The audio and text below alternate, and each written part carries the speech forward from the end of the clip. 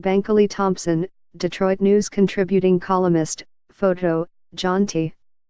Greilich/Detroit News. The past year has seen withering attacks on the media from the highest office in the land. The unrelenting assaults on the credibility of journalists and news organizations was never as pronounced in previous years. And that's problematic because this nation has always prided itself as a fearless defender of press freedom, which journalists in other nations long for and admire about the United States. In fact, our penchant for jealously guarding freedom of the press, a constitutionally protected provision, has been one of the strongest tools the U.S. State Department has used over the years as leverage over nations that take pride in imprisoning journalists to adhere to the dictates of the rule of law. But today that leverage is slipping away because we are losing the distinction of being the paragon of press freedom when reporters and their work are often publicly dismissed and ridiculed as fake news by Donald Trump, the current U.S. President. In the eyes of the world, such attempts to discredit the media occurred only in dictatorships or in nations where repressive governments have declared the press as the No. 1 enemy of the people. And what is currently happening in the United States helps embolden those nations. The Committee to Protect Journalists, the New York-based media watchdog group, warns in its latest report.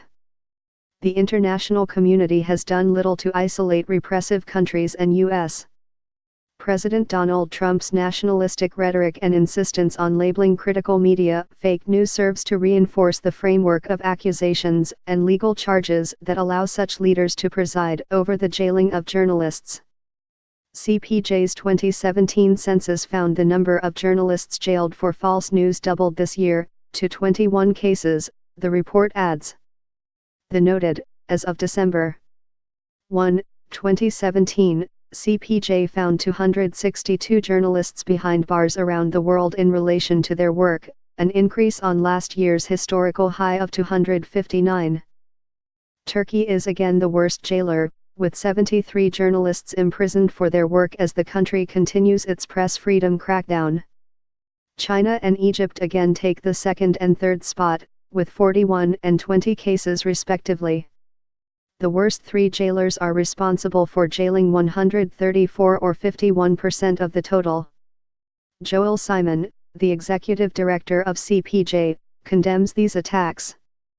In a just society, no journalist should ever be imprisoned for their work and reporting critically, but 262 are paying that price, Simon said. It is shameful that for the second year in a row, a record number of journalists are behind bars. Countries that jail journalists for what they publish are violating international law and must be held accountable. The fact that repressive governments are not paying a price for throwing journalists in jail represents a failure of the international community.